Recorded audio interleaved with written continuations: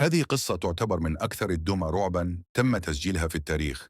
تسببت في أذى لأشخاص كثيرين، ليس فقط أول من امتلكوها، ولكن أيضاً لأناس غرباء لم تكن لهم أي علاقة بهم من قريب أو من بعيد. لورين وارن، الشخصية المأخوذ عنها بطل فيلم الشعوذة، عندما سئلت عن أنابيل كان هذا ردها. تبدأ القصة في عام 1970 عندما اشترت أم لابنتها دمية بمناسبة عيد ميلادها 28. ابنتها كان اسمها دونا وتعمل كممرضة.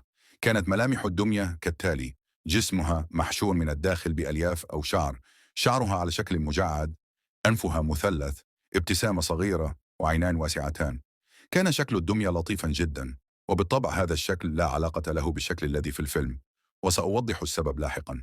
دونا كما قلت لكم كانت تعمل ممرضة وتسكن في شقة صغيرة مع صديقتها أنجي، وكان لديهما صديق آخر اسمه لو، كان يزورهما كثيرا في منزلهما. في اليوم الذي وصلت فيه الدمية إلى المنزل، كان صديقهما لو قادما إليهما، وبمجرد أن دخل ورآها شعر بشيء غريب، كأن شيئا ما يقبض قلبه.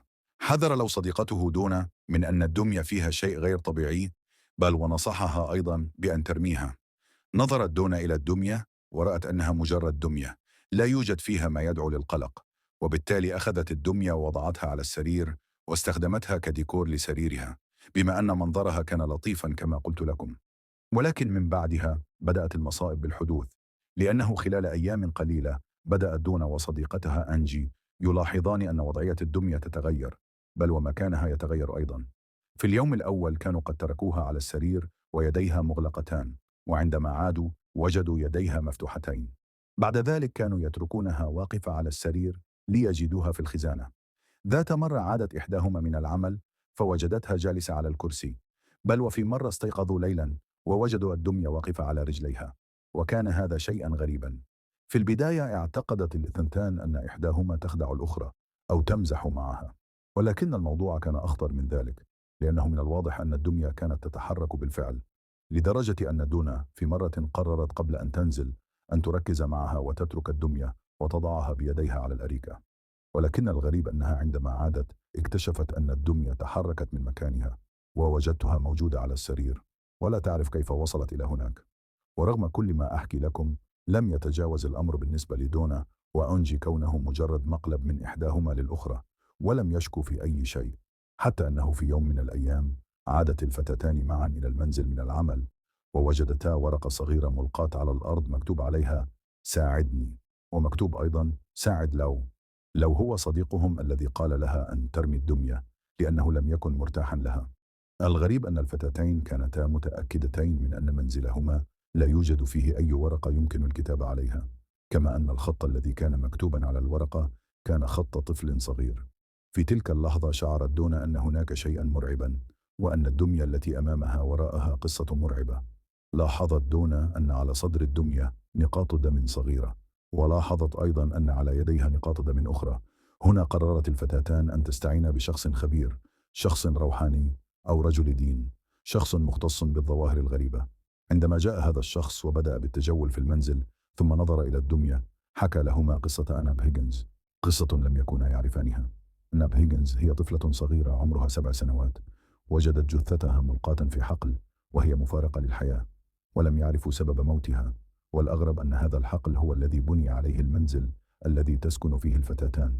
عندها قال لهما الرجل: لا تقلقا، هي مجرد روح أناب، شعرت بالاطمئنان معكم وارتاحت الإقامة وقررت أن تسكن الدمية وتستعملها كبوابة لكم. هنا شعرت الفتاتان أن الموضوع عادي، ولكن ما جاء بعد ذلك كان شيئا مرعبا. قررت الفتاتان أن تحتفظا بالدمية رغم أنهما عرفتا أنها مسكونة، ومن بعد أن عرفتا أنها مسكونة بدأت تحدث أشياء غريبة في المنزل. أغرب مما كان يحدث أولا، عندما كانت الدمية تغير وضعيتها وتنتقل من مكان لآخر في الشقة دون أن ينقلها أحد، لأن لو صديقهما الذي حذرهما من الدمية أصبح هو الشخص المستهدف، كما قرأنا في الرسالة أو الورقة التي وجدوها عندما كان مكتوبا ساعد لو. كان لو يستيقظ في منتصف الليل ويجد شيئا يزحف على رجليه، عندما ينظر إلى الأسفل يكتشف أنها دمية أناب. لم يكن قادرا على الحركة، لم يكن قادرا على الصراخ، شيء أشبه بالجاثوم يمسكه. زحفت الدمية حتى وصلت إلى صدره، وهو من شدة الرعب وشعور الاختناق الذي أصابه أغمي عليه تماما. استيقظ في اليوم التالي ولم يكن هناك شيء، لدرجة أنه لم يكن يعرف ما إذا كان ما حدث معه مجرد حلم أم شيء حقيقي. الهجوم الذي تعرض له والتجربة المرعبة التي مر بها وهو نائم ليلا لم تكن أسوأ هجوم، لأن ما جاء بعد ذلك كان أسوأ. في يوم آخر كان لو يدخل غرفة الفتاتين في الشقة ووجد دمية أناب ملقاة على الأرض، وعندما مد يده ليمسكها لاحظ أن هناك نقاط دم تنزل من صدره. خلع بسرعة القميص أو الشيء الذي كان يرتديه، واكتشف أن هناك آثار 7 مخالب تعور صدره، 3 بالعرض و4 بالطول. هنا تأكدت الفتاتان اللتان كانتا تتعرضان طوال اليوم لكوابيس مرعبة، ولكن لم تكن إحداهما تخبر الأخرى أن الشيء الذي سكن العروسة لم يكن روح بنت صغيرة، ولكنه شيء شيطاني، كيان مرعب مظلم شرير استحوذ على الدمية. بعدما كان يحدث لهما والجحيم الذي رأياه في الأيام الأخيرة، قررتا أن تستعينا بأشخاص روحيين آخرين، وهنا استعانتا بالزوجين إد ولورين اللذين رأيناهما في الفيلم الأجنبي، وهما بالمناسبة شخصيتان حقيقيتان موجودتان. عندما وصل الزوجان إلى المنزل وبدأا يستكشفان وينظران إلى الدمية، عرفا ما فيها. الشيء أو الكيان الذي كان موجودا داخل الدمية كان يحاول أن يلبس إنسانا، والشخص المستهدف هو لو، صديق الفتاتين. لو تأخروا قليلا لكانت حدثت كارثة. قررت دونا أنها لم تعد تتحمل، وقررت أن تعطي الدمية للزوجين بعد الجحيم الذي رأياه. أخذ الزوجان الدمية وذهبا بها إلى القبو الخاص بهما، القبو الذي يجمعان فيه أشياء ملعونة وشريرة كثيرة.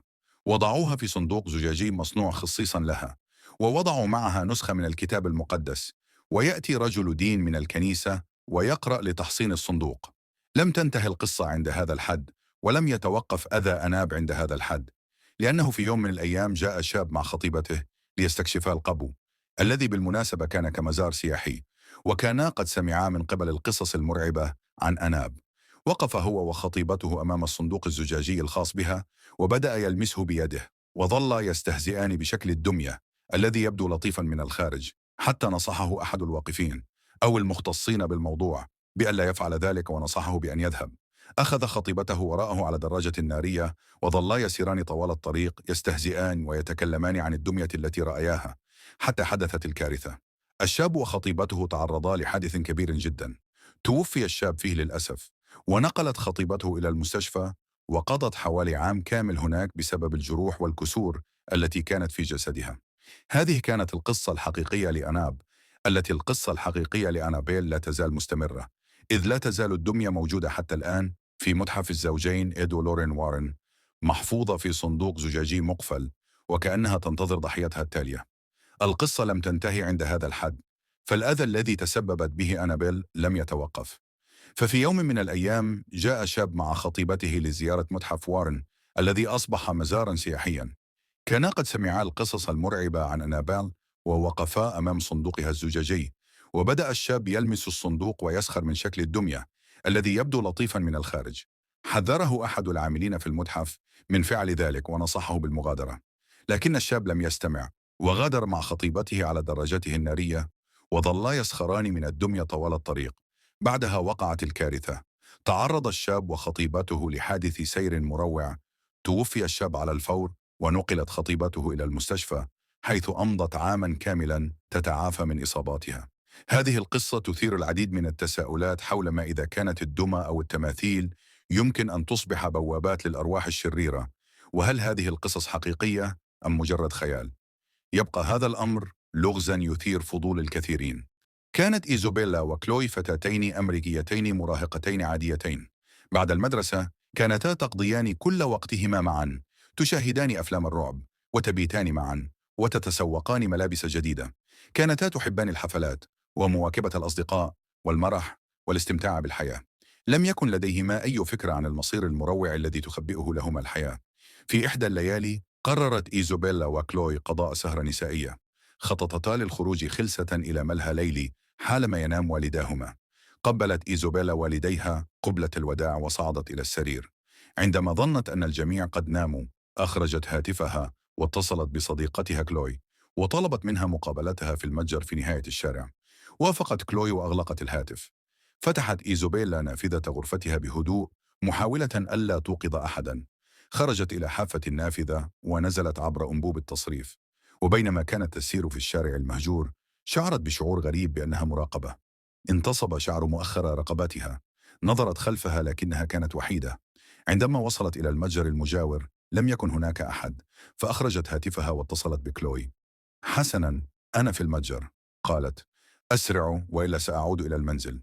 ما الخطب؟ سألت كلوي. لا أعرف، أجابت إيزابيلا. هذه الليلة لا تشبه الليالي الأخرى. أشعر بشيء غير طبيعي. أشعر بشعور سيء. توقفي، أنت فقط تتصرفين بجنون العظمة، ضحكت كلوي. سأكون هناك خلال دقيقتين. أغلقت إيزابيلا الهاتف، لكنها لم تستطع التخلص من شعورها بأن أحدا ما يراقبها.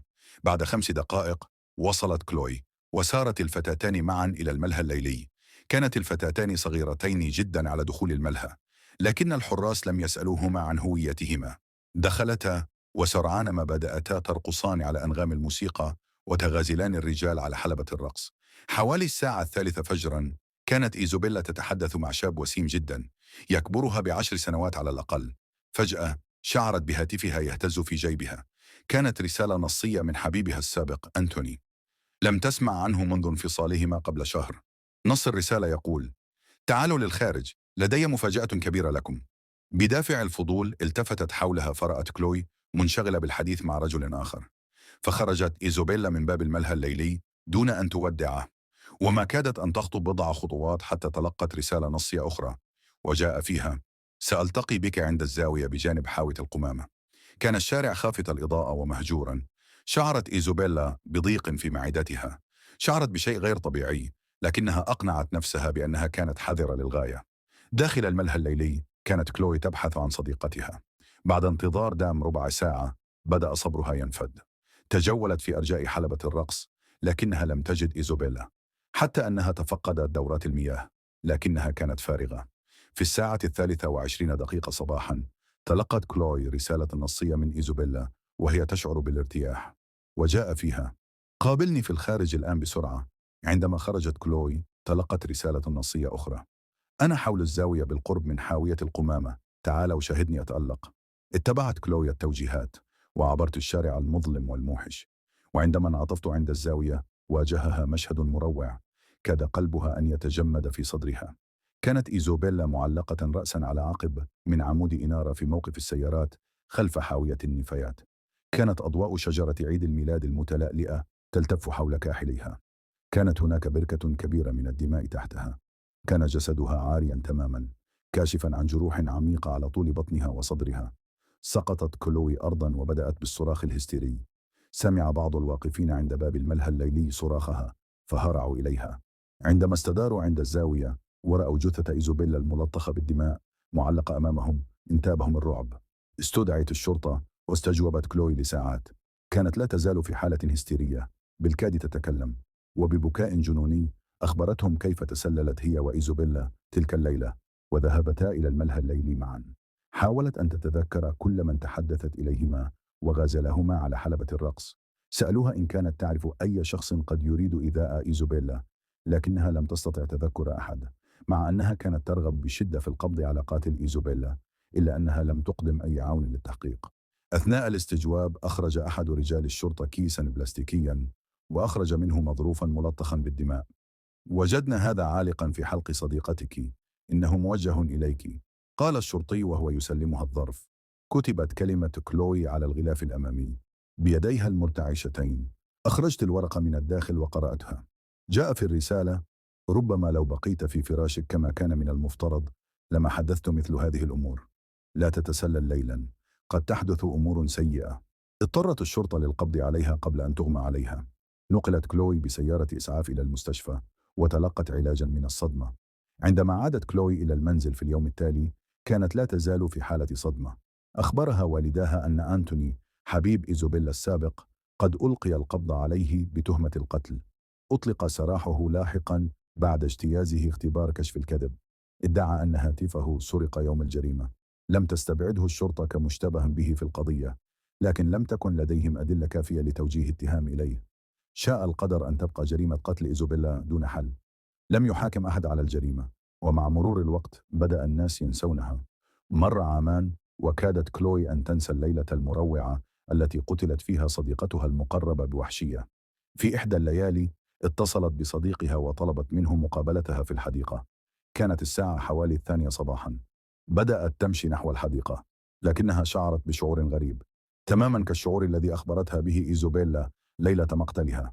كانت على وشك الوصول إلى الحديقة عندما راودها هذا الشعور فتركته. رن هاتفها. كانت رسالة نصية من حبيبها: تقريبا هناك حبيبتي، أحبك كثيرا. شعرت بتحسن كبير. كانت مهمتها الأخيرة هي المرور بالمتجر، وكانت الحديقة على الجانب الآخر. بدأت بالمشي، لكنها سمعت شيئا خلفها، فبدأت بالركض على الفور. وصل حبيبها إلى الحديقة وانتظر حوالي 15 دقيقة. في الساعة 2:35 صباحا تلقى رسالة نصية من كلوي، وجاء فيها: استمر في السير للأمام ولن تأتي إلي. فعل ما هو مذكور في النص ومشى إلى الأمام. هناك معلق رأسا على عقب على شجرة كانت جثة كلوي المشوهة. كانت أضواء شجرة عيد الميلاد ملفوفة حول كاحليها، وكانت عارية تماما ومغطاة بالدماء. اتصل بالشرطة وخضع للاستجواب طوال الليل. في اليوم التالي عندما عاد حبيب كلوي إلى المنزل، كانت تنتظره رسالة على عتبة باب والديه. كانت ملطخة بقطرات دم صغيرة. كتب في المذكرة: لا تتسلل ليلا، فقد تحدث أمور سيئة. أتمنى لو أستطيع إخباركم أن جريمتي قتل إيزوبيلا وكلوي قد حلتا، لكن هذا ليس صحيحا. اليوم تقول الشرطة إن التحقيق لا يزال جاريا، لكن ليس لديها أي خيوط جديدة. نادرا ما يذكر ذكرى جرائم القتل هذه الأيام. كانت قضايا بارزة آنذاك، ولكن نظرا لغياب الأدلة بشكل غريب، سرعان ما نسيها الناس. وصل كل من تورط فيها حياته. قد تتساءلون كيف أعرف كل هذا عن هذه القضايا؟ حسنا، أفضل عدم الخوض في الأمر، فالتحقيق لا يزال جاريا. إن كنتم تعلمون، فأنا الشرطي المكلف بالقضية، وأنا الذي سلم كلوي الرسالة الملطخة بالدماء. قد تتساءلون أيضا لماذا لم تحل جرائم القتل أبدا. حسنا، كما أقول دائما، لا تتسللوا ليلا، قد تحدث أمور سيئة.